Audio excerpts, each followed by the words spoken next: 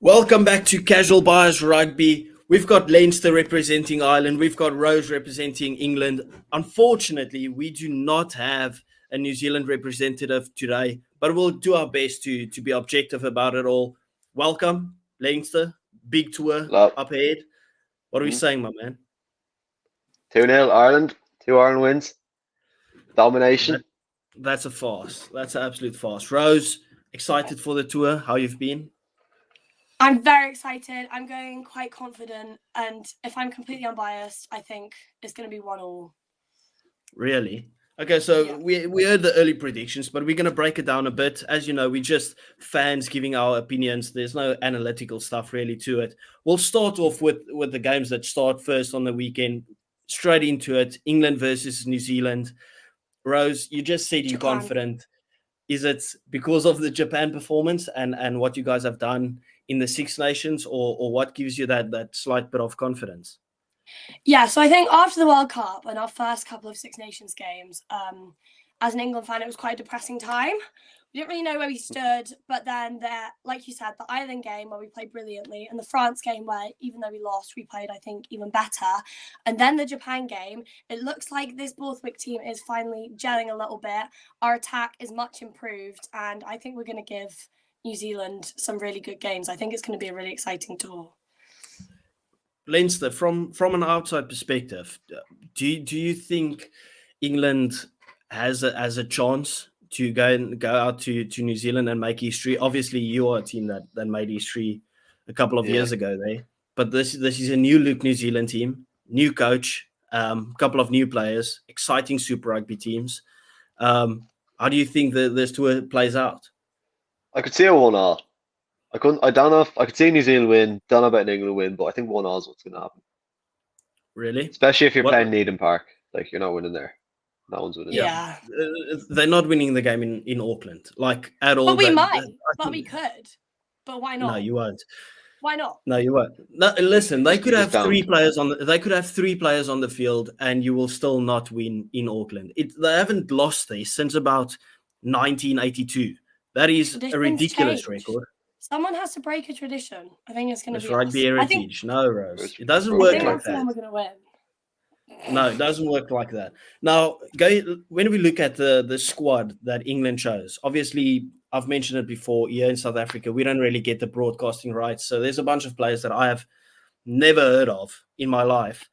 Who would you say are like the surprises when we talk about them being included, or even the guys being excluded from the squad?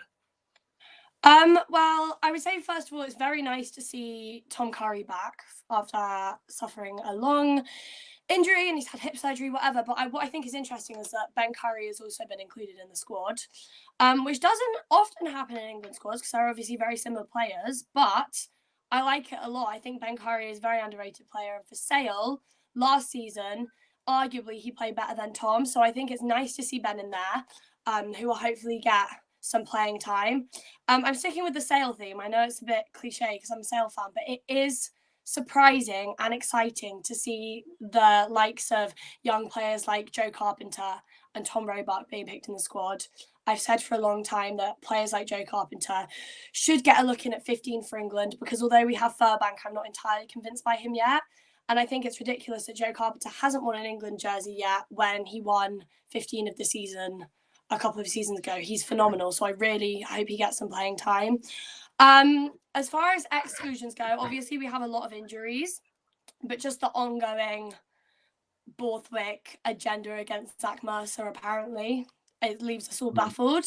Even though Gloucester didn't do very well last season, he was standout. So that's something. Well, do you think Zach Mercer even gets into the team?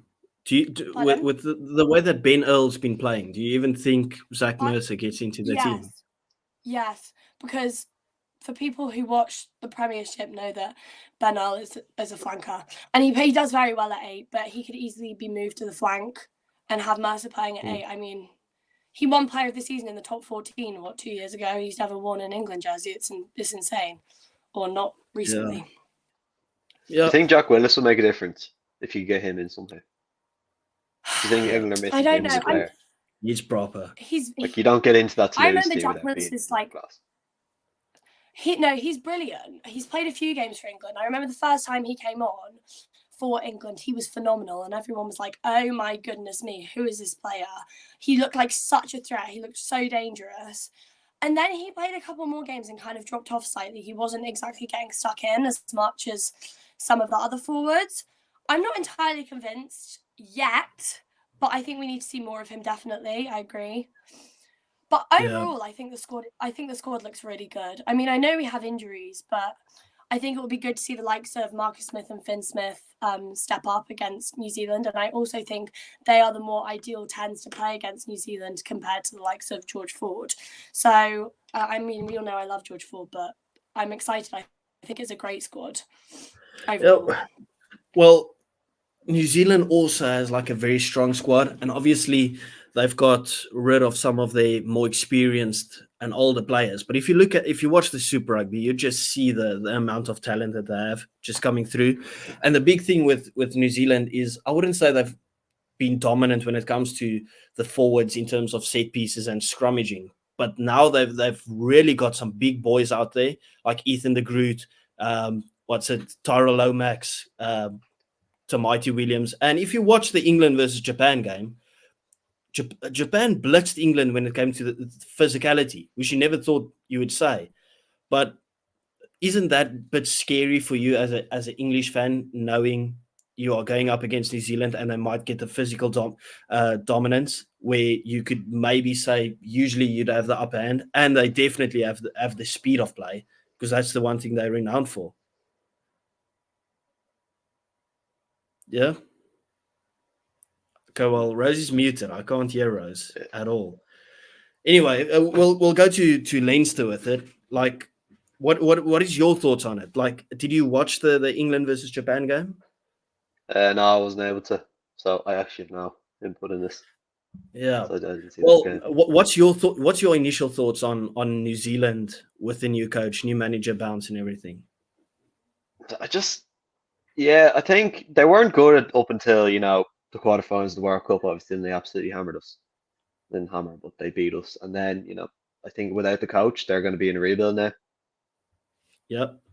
So that's why I think England might win one game. They might slip up, but other than that, they're the All Blacks. Yeah, they're not getting beat. The thing is, like, the All Blacks they've had their training camps and everything, so they'll still be strong.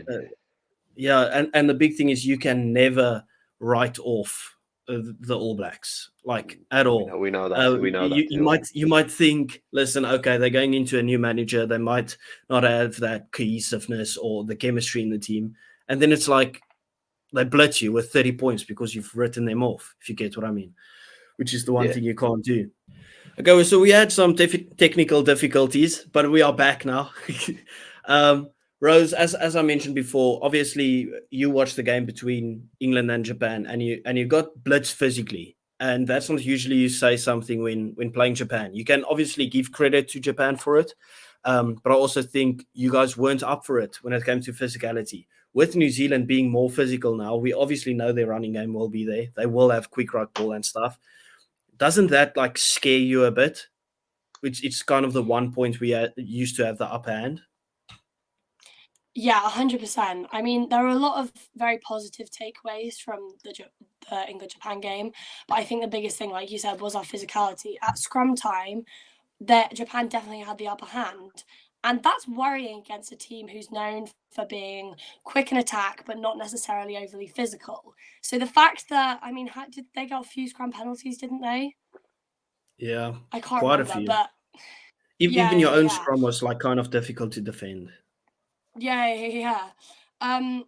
So it's definitely an issue, and I think it's been a long-standing or kind of a emerging issue for England that we don't have the front row we need at the moment. Even when Joe Marler and Will Stewart came off the bench, it still wasn't up to standard. We were still getting dominated at scrum time. So 100%, it's a worry. And that's something I think Borthwick really needs to consider when choosing particularly his front row, because I think that's the weakest area of our pack.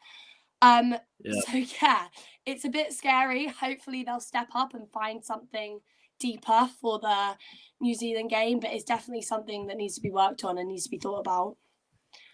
Yeah. And the final thing that I just want to bring up with England versus New Zealand before we go into South Africa versus Ireland, which is probably what most people are here for, is what would you say on field is going to be the key battles? What could win or lose the game for you? What are you looking forward to seeing?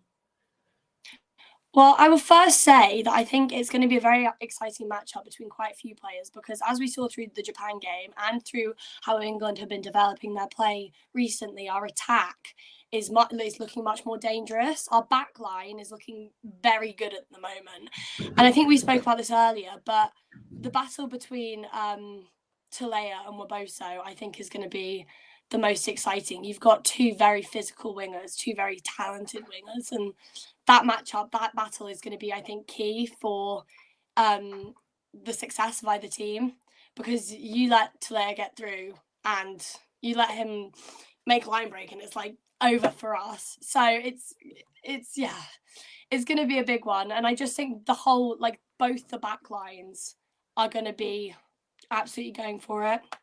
So it's going to be exciting, but scary. Leinster, key battles for you? 10. Marcus Smith and Bowen Barrett, I'm guessing. Yeah, but will either be Bowden or Damian McKenzie. Obviously, it's a big loss not having Richie Mo'unga there. I've said it for years. I think he's the best 10 in the world by a country mile. I think so. Like, the guy can do absolutely everything. You would know he performed so good in that quarterfinal, right? Where you guys played against each other. The one thing that stands out for me is, like, New Zealand have been so good off set pieces. So if England can find a way, Maro Torje or whoever jumps in the line-out to disrupt that line-out ball, will be massive. So I think, like, the battle between Maro Torje and Scott Barrett, obviously Scott Barrett captain now as well, that will be absolutely massive. So official prediction, Leinster, outside perspective, you going 1-1, 2-0 New Zealand? I've got 2-0, I think. I just don't know. No. I think because you're definitely not winning Eden Park. I think you're playing there. Yeah. And other than that, it's a decent England squad, but, you know, Marcus Smith at 10, he's so inconsistent. You got this All Black squad who've been in camp. They've been in camp for months. Like, I'd like to bring something up very quickly. Marcus Smith at 10 is the future, and you saw it against Japan, you saw it against France in the Six Nations, and we saw it against Ireland at Twickenham in the Six Nations. In my opinion, Finn Smith is better. Pardon? In my opinion, Finn Smith is better. Have you watched the Prem? He No, was very but good I'm just saying. Northampton won it, though, you know. No. To be fair, he was very good this season. But if you watch Quins and you watch Northampton, and then you watch Finn Smith come off the bench and play for England, or you watch Marcus Smith come off the bench and play for England, who makes more of an impact? Who gets more stuck in? Yeah, but Finn Smith obviously hasn't had the enough starts to make an impact. You can't judge a guy off 3 games. Even when Marcus Smith wasn't getting starts and he was coming off the bench for forward, he came on and made an impact. Like, I'm not being funny.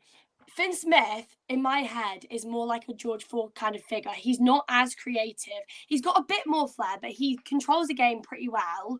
But he's not got that experience yet to start over Marcus Smith, who has the flair, he has the creativity. We saw it against Japan. That little crossfield kick. We saw, like, that was immaculate. He's going to bring so much. And I think especially against a team that's so attacking like New Zealand, he's going to be absolutely key. The one thing that's like a standout for me that could win or lose this game for England, right, is if they don't get that rush defense right, if they have that rush defense that they had against Italy or Wales that looked so sloppy, they're going to get hammered. Like, you cannot have a dysfunctional defense against New Zealand. You'll get absolutely blitzed. You'll get smashed. South Africa were dysfunctional for 25 minutes last year. They put 25 points past us.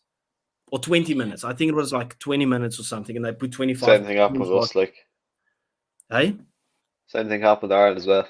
Sloppy for about 10 minutes, it was over, like. So, yeah, that's what they do. They are the most clinical team in the world. Like, they enter your 22, they are exiting with points. That's what New Zealand does. That's what makes them the greatest team to ever play rugby. They are just so good when it comes to scoring points and putting points on the board.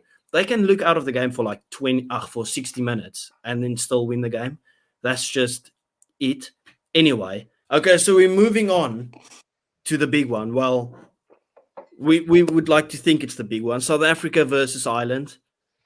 Leinster, Big one. you've been loud and proud on social media about it. I have. Clickbaited everyone into it. Okay, you've got the people hating you. Mm-hmm. Now be serious for once. Free comments, free engagement. What's your thoughts going into this tour? The squad's not as strong as it could be, but I think the determination in the Ireland squad to just beat South Africa after all the stuff the players, the coach, the fans have been saying to us, to our team, just there's never been more determination going into a tour to go beat a team, to shut up a fan base, and it's going to happen. 2-0. You see, you say that, right? But then obviously you have to remember what we see again. We see the Irish cockiness again, because obviously you see us being crazy and we see you being crazy. So it's just both fan bases saying, listen, the South Africans can't shut up, and we like the Irish can't shut up about it. So it's just like the two going against each other. Nah, to be fair, the South Africans are way more cocky from a neutral perspective. Guys do wait, how long until we won the World Cup? I'm just saying the Irish can't sit here and act like they are saints, okay? Because in my comment sections, I just get these Irish guys going off about 3 losses in a row, haven't beaten us since whenever, but they're going off restricted history. Well. You can't say, listen, okay, we're going off history just for these amount of years. Leinster, we spoke about it before the party. He was talking about 3 wins in a row. How about our record when you talk about 18 versus 9? We've literally got double your record. Because you only talk about it when it favors you. Now, Rose. We're talking about rugby now. We're talking about the tour that's going to happen. We're talking about recent rugby. The last if you talk about recent rugby, you can just bring up the World Cup and say they beat us. Fair enough. They beat us fair and square. But don't go restricted history, because then you're not doing it right. Anyway, Rose. Not worried. From a neutral perspective, how excited are you for this tour as well? Very excited. I think having watched from an outside perspective the kind of rivalry that has been created between South Africa and Ireland, it's going to be very interesting. I think anyone around the world who likes rugby is going to be excited for this tour, just because of like the context behind it. And like I said, the rivalry that has built up is going to be very, very interesting. And I think it's going to be 1-1. 1-1. Now, listen, obviously this rivalry is a bit, I wouldn't say more heated, but that's probably the right terminology. Instead of like just rugby, we've seen it go off the field, some interviews and stuff. And Leinster, I want to hear your perspective from it on that side of the world. I love it. I'm all here for it. I've had enough of these boring interviews and people not saying and speaking their minds. Just get the fans and people that aren't really, get the neutral involved as well. Like tell them, listen, there's a bit of a rivalry. We obviously saw it with the likes of Conor McGregor in the UFC. When you just talk a bit of smack and it gets people involved, it gets people talking about it. What's your point of view on that? It does. I think it's one of the best things for rugby, having this sort of these heated rivalries. It gets attention on the game. Bit of fun, rugby, it's seen kind of boring, like boring fans, boring games and stuff. But no, stuff like this, it makes it look really entertaining. Does well for the sport. But at the same time, you'd still like to beat the fans that are making that, Yeah, fair enough. No, it just adds a load of stuff. Yeah.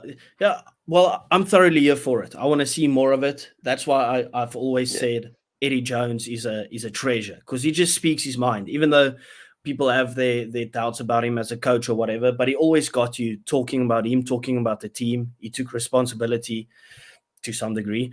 But that's why I really enjoyed Eddie Jones.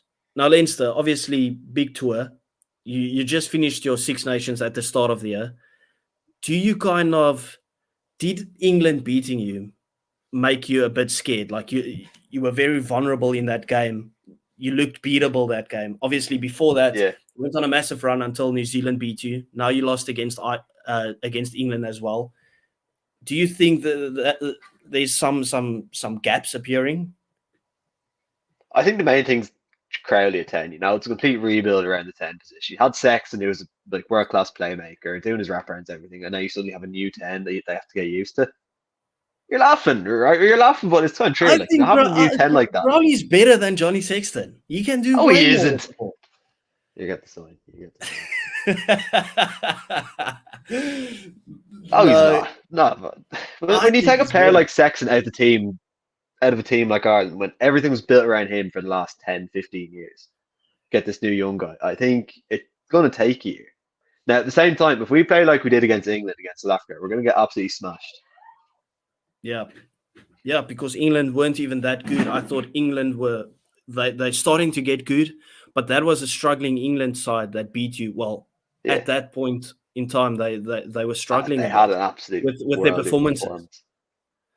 It was a they good had a good performance. And bear in mind, performance. they only won by a drop goal in the last minute. Like, you're acting like they hammered us, Yeah, but I mean, they struggled against Wales, who you've been slacking off the whole time. They struggled against Italy before that. They lost against France, who you absolutely blitzed. So don't tell me, It's a listen, bad that day. It was was a a good bad day. English performance. Like, yeah, fair enough. Rose, do you think there's like some gaps or flaws starting to appear in this Irish team, or do you just think it comes down to some players that they're missing out on or missing? Okay, Rose is muted again, so we won't be able to hear Rose's perspective on that. Rose, just leave the podcast and you can join up again. From Can I my mention one point thing, of, actually? yeah, go for it. That Evan Smith interview where he goes, 12 out of the 23 Ireland players went to me, see you in the final. I'm calling absolute bullshit on that. There's no way. I've called bullshit on it as well. That's literally just No to hype it one, up. like, no one after a game like that goes, oh, yeah, 1, 2, 3, 4, 5. Oh, you said it as well. No one does that. He's doing that for media attention. Yeah, of course. But the media bit into it. And that's kind of what I just a bit of shithousery, There's no way on earth that's true. And I think even if it was true, it wasn't like a meant in Maybe a one malicious guy way. said I think Maybe it was Mac like, Hansen yeah, said that was a great game. We'll see you guys in the final. As respect to how good South Africa played and how good Ireland played. That's my point of view on it. Now, obviously, there is big injuries for you guys and players missing out. No Hugo Keenan, no Gibson Park. I'm not sure who else is missing out. Do you think that plays a big role coming down south? Gibson Rose, Park, say a word. Let's see if we can hear you. Hi. Okay, Rose is back. Right. We'll ask you a question soon. We just needed to make sure. Anyway, sorry, Leinster, continue. Yeah. Gibson Park obviously been the best player in Ireland this year. Leinster obviously tearing up teams, but he's gone. Hugo Keenan gone sevens, 2 of our best players now. For Hugo Keenan, we got Jimmy O'Brien, I think, world class player. Gibson Park, however, You can't just say everyone's world class players. There's restriction on this. It's a world class team, I mean, if you talk about world class players, they have to be top 3 in the world in their position. Top 3 in the world. Otherwise, they're just very good players. Yeah, Gibson Park, Hugo Keenan, they're about top 3. I'd argue. Yeah. But I mean, I'd argue number 2. You spoke about Jimmy O'Brien and said world class. World class means something different for me, right? But whatever. World class just means good. Oh, but anyway. Okay. Like, yeah, we have gaps, but at the same time, you got players like Kyle Darce, Dan Sheehan, they're all still there. They're the game deciders, So you won't use those players missing out as an excuse? I won't use any players missing out as an excuse. I'm not a Springbok fan. You see, because we had to cut this podcast, and right before that, you said something totally different. Rose, the players that are missing out, Gibson Park, Hugo Keenan, do you think that plays a big role in Irish success for this tour? I think losing Gibson Park is a big deal, obviously, but I don't think it's going to be game defining. I mean, this Irish team has many great players in it. I think losing 1 or 2, while yes, it poses a little bit of an issue, especially in like such a crucial position like 9, where you have to have somebody really reliable. I think the loss of Gibson Park is obviously the bigger one, but I don't think it's going to be game defining because this Irish team has a little bit of depth and they have other players who are going to be able to make up for those losses. So I don't think it's going to be a massive issue. Yeah, fair enough. And it's kind of the same thing as I just mentioned with the England versus New Zealand thing. I think Leinster might have frozen this time. This whole podcast has been an absolute shit show. But I mean, it is what it is. We continue. Okay, so we really had some technical difficulties the whole way through. So we're speaking about Ireland, South Africa now. So it's okay. We won't see Rose for the rest of the podcast. But Leinster, obviously, there was a massive game. Leinster versus the Bulls, and I don't want to bring up the fact that you lost that game. It was just a good performance, Bring Bulls it up, at fair enough. this, right? But the one thing that was a standout for me was how the Bulls ran through Leinster physically, and that wasn't really. I don't. The Bulls don't have any South African props or hookers. Like we might see one. Does that scare you a bit, the way that you matched up against the Bulls? Because that was a full Irish front row. Okay, before we talk about this game, can I just tell you that South African fans, when we lost that Bulls game, it was as if South Africa just beat Ireland. Like, no, you beat Leinster, who are at altitude, who only had about 4 or 5 days to Lens, I will acclimatise to not that. allow this. I will not allow this. I will allow. Because No, you are I'm the saying one this. that always say, "Oh yeah, well, Leinster's so good, you might as well just call them Ireland." You always do that. I will not allow you to say you beat Leinster, not Ireland, because you are the one that always says, "Yeah, well, it's just about the same team." So do not start with that. Okay, fair enough. But the altitude, though, like you can't acclimatise to that in 4 or 5 days. Expect to go play semi-final rugby up there against. I know it's not a Springboks pack, but at the same time, they're South African forwards. They're absolute giants, you know. Yeah, And and to go yet up, you to were the go one up. to say, "Listen, the Bulls should have put a full strength team traveling 4 weeks in a row." It's a bit. You can be critical, but you can't be hypocritical. That Fair is enough. Fair that was enough. that's just silly from you now. I said that, but Okay, it's not traveling's not because my point. My point you is traveled, but you got absolutely steamrolled when it came physically.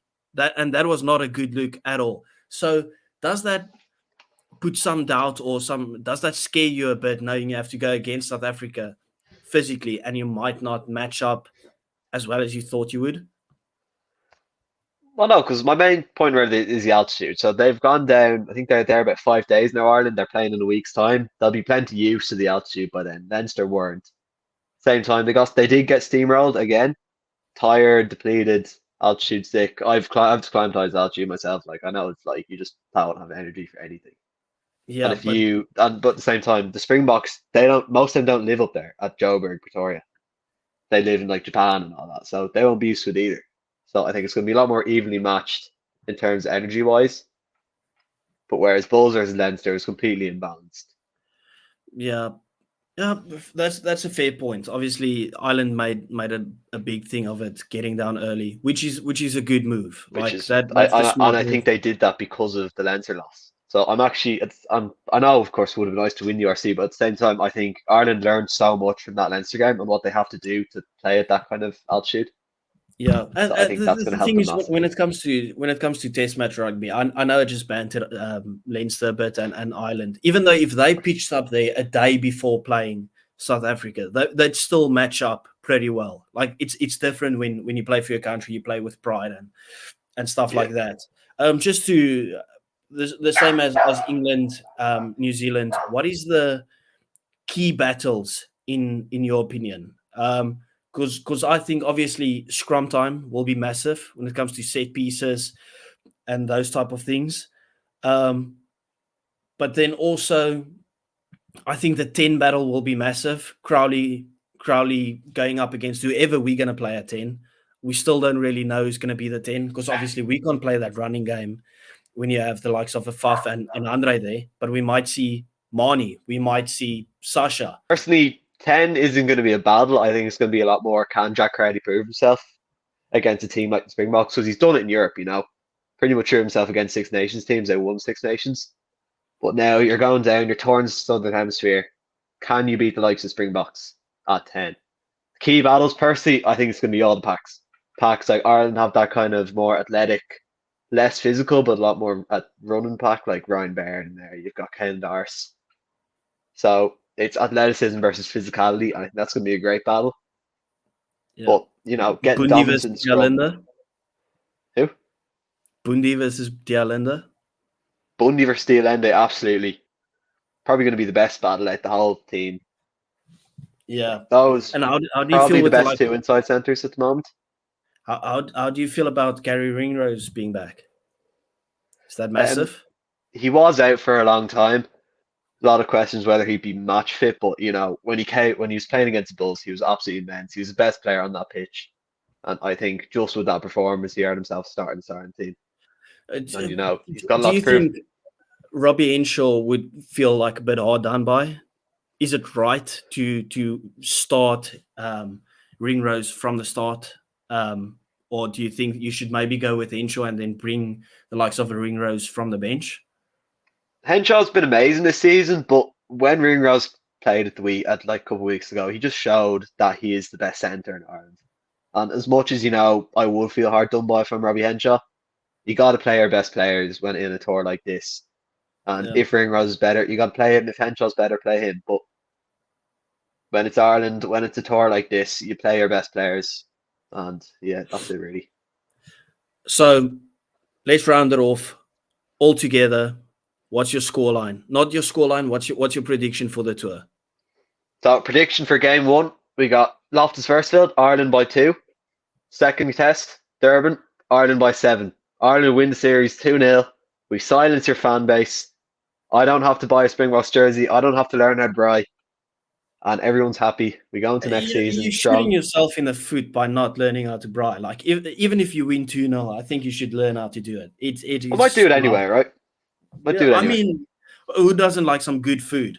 My prediction, obviously, I'm going 2-0 as well, but I don't think it will be easy. I think Ireland will be up for it. I can't see Ireland winning at Loftus, even though you've been there 2 weeks. You're not used to it like the other boys are used to it as well. We still live here. We still travel to Joburg and Pretoria on a regular basis.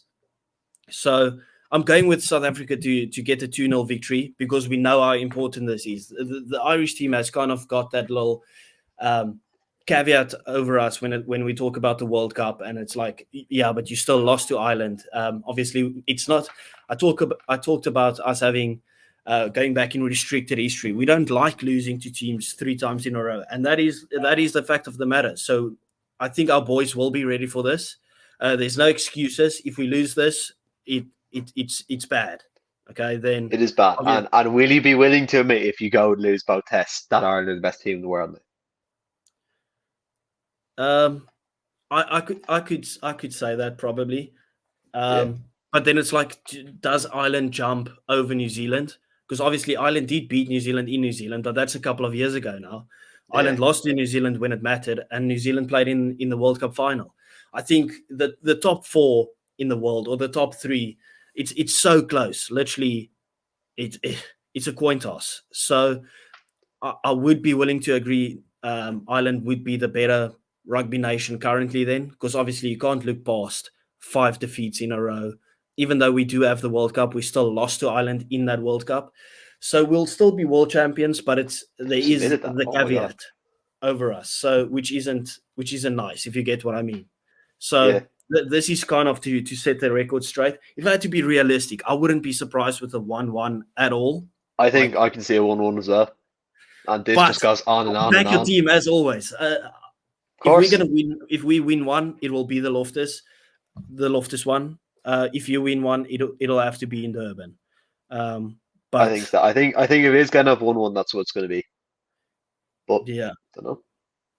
Anyway, we'll round it off. Thank you very much, everyone, for watching. Please do remember to like and subscribe. Thank you to Rose, who isn't here at the moment, and Leinster for joining, as always. It was a bit chaotic. We'll sort it out for next time. We do apologize for that. But as always, thank you for watching. We do appreciate you. We do love you. Thank you very much. Bye. Thank you.